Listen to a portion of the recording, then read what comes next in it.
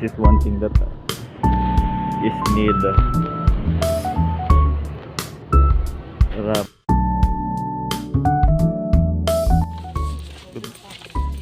Good afternoon everyone, ladies and gentlemen. My YouTube channel is Shorter. So I am going to the hospital because 2 days ago my eye was run out by the cat, and it caused his claws to scratch unintentionally on my eye, and it bleeds, and my eye bleeds. Now it is a wound, but I must be treated enough so that I wouldn't get tetanus or rabies or something.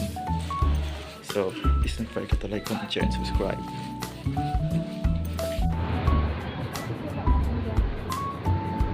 I have no idea.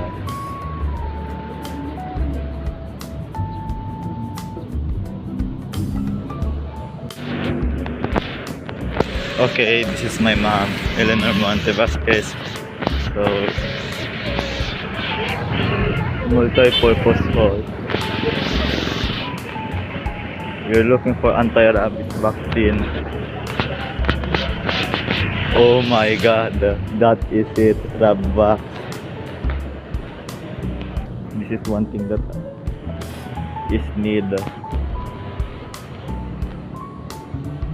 So I am inside the Rabvax private clinic, and they're going to treat me by having me an injection.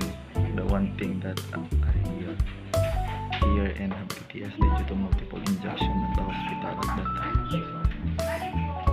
I was scratched by my cat accidentally while sleeping. It almost left me blind. But yes po.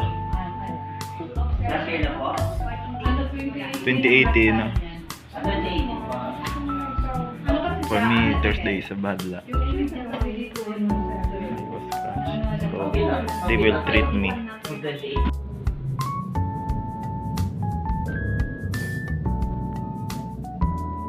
The complement system.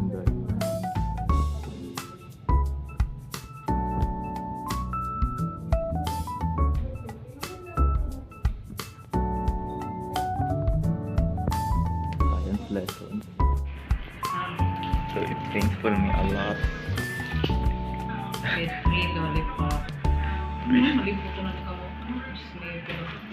Because soon I will be injecting at my face, and it scares me a lot. I was injected 2 times here on the left, and one at the right on anti-rabies, and another one in tetanus, and it's more hurt in skin tests.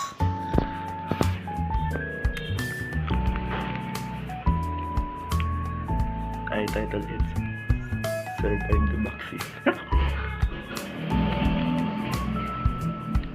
The ultimate pain will be on my face, and it costs expensive. Injection ng 2018 pero wala tayong evidence. So this was the worst. I was injected at my face, near my eye.